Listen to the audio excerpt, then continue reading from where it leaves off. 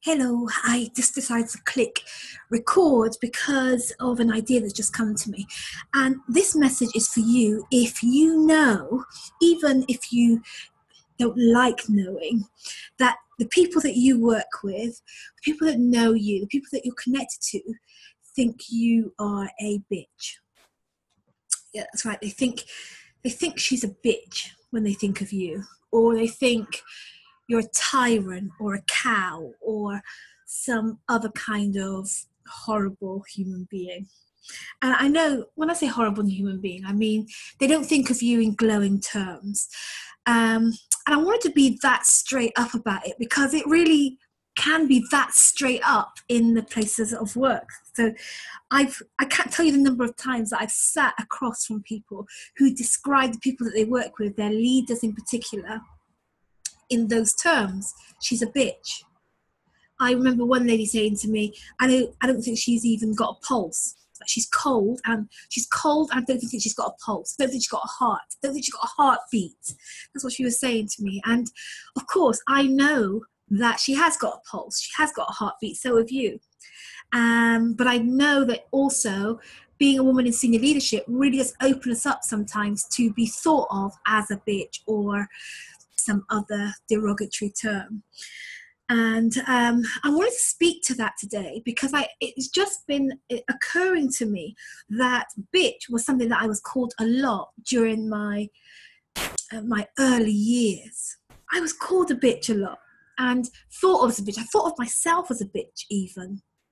And I don't know how, but this morning, just a lot of things, conversations that I've been having, thinking about my own journey, thinking about some of the people that I'm working with right now, it just occurred to me that, well, let me see what it's occurred to me saying. I wrote this: do they think you're a bitch? I've always been straight talking. And that's the thing, is that when they think you're a bitch, often what they're saying is she just speaks her mind, she doesn't care who she hurts, or her mouth is toxic, or what she says doesn't feel good somehow. And so I realized this morning that I've always been a straight talker, but in those years when bitch was something that I was thought of, or even thought about myself as a bitch, I can see now really, really clear that the problem was that my heart was so heavy, particularly with shame and with guilt and with fear. And of course I didn't know all that yet. I hadn't been on this marvelous journey of this last 20 years of my life. I hadn't been on this journey, so I didn't know that. But my heart was heavy. I can look back and see that my heart was heavy with shame and heavy with fear and heavy with guilt.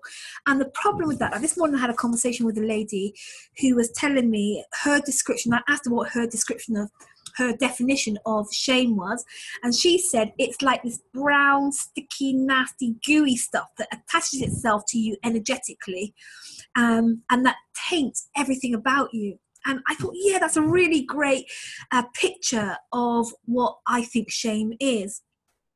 Because here's the thing, that what I've seen is, because I had, like, my definition of shame is the feeling that comes from identity crisis, So if you think about yourself as,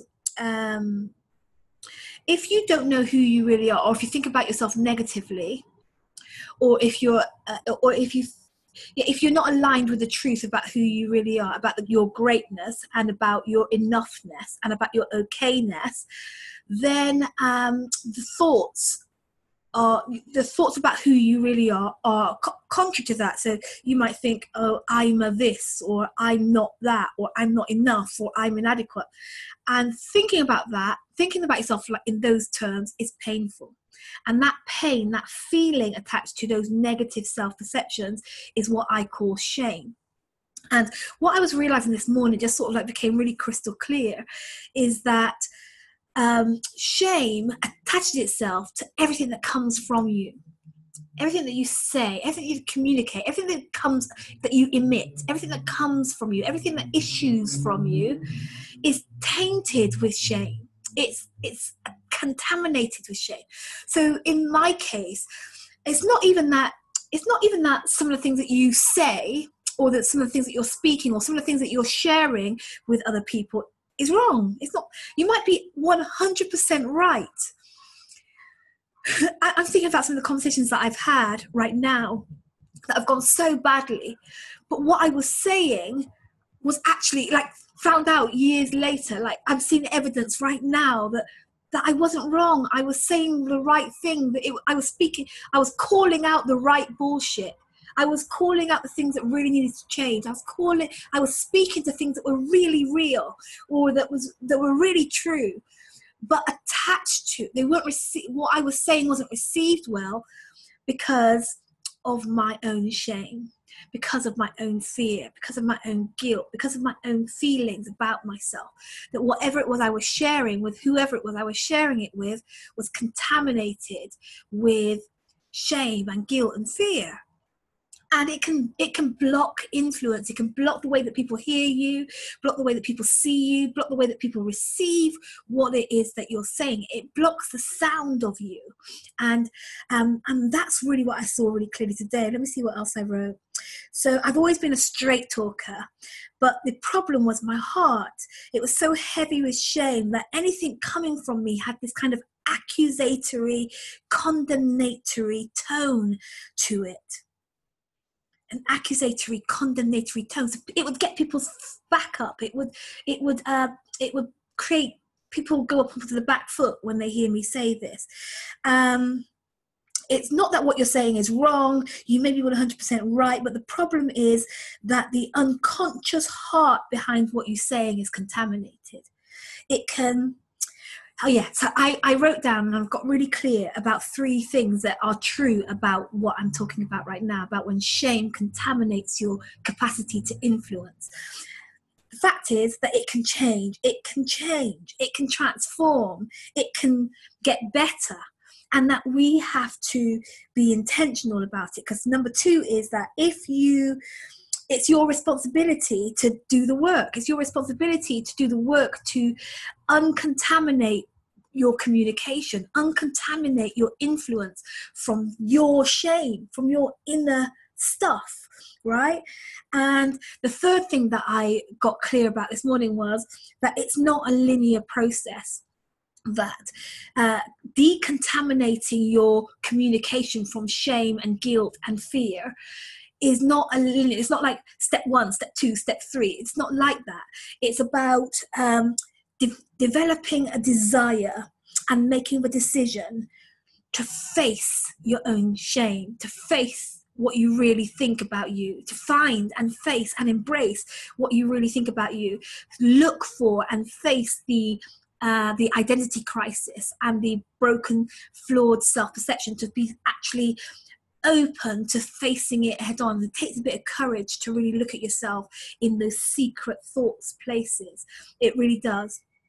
And then the second thing that we have to do in order to kickstart this decontamination is to show up, be present with every conversation, be mindful, be watchful, be reflective, be willing to see yourself and hear your thoughts, and without condemnation and without judgment, just really let yourself be true. Let yourself see what's going on with you in every conversation. And then the third thing that I think needs to happen is that you need to have more conversations with people who are about this type of consciousness, about this type of people who want to improve too, people who are open to their own growth too.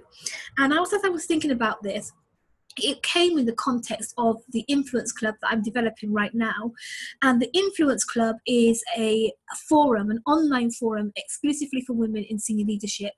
And it's an environment. I intend for it to be an environment where women can come and have honest, candid, courageous conversations about being a woman, about being a leader, about being a change maker. the kind of conversations that really help us to see each other, really help us to see ourselves and each other, really help us to create space for our own growth, our own shifts, our own evolution, our own ascension to other levels, to another level of leadership, another level of influence. So yeah, I think it's really important to desire and decide that you're going to be really to face what's going on the inside. If you're ready to start looking at the advanced work, it's advanced work to decontaminate your communication from your own shame and from your own stuff. And then showing up and making the shifts as you go along, and surrounding yourself and finding yourself, putting yourself deliberately, intentionally putting yourself in spaces where that kind of self inspection and that kind of reflection and that kind of growth is normal. And that's what we're creating in the Influence Club. So if you're up for this, if you're up for advanced personal and professional growth for yourself, then check out the Influence Club. I'm opening the doors in November and having a small group of women where I can start to beta test what it's going to be like to serve women in this kind of space.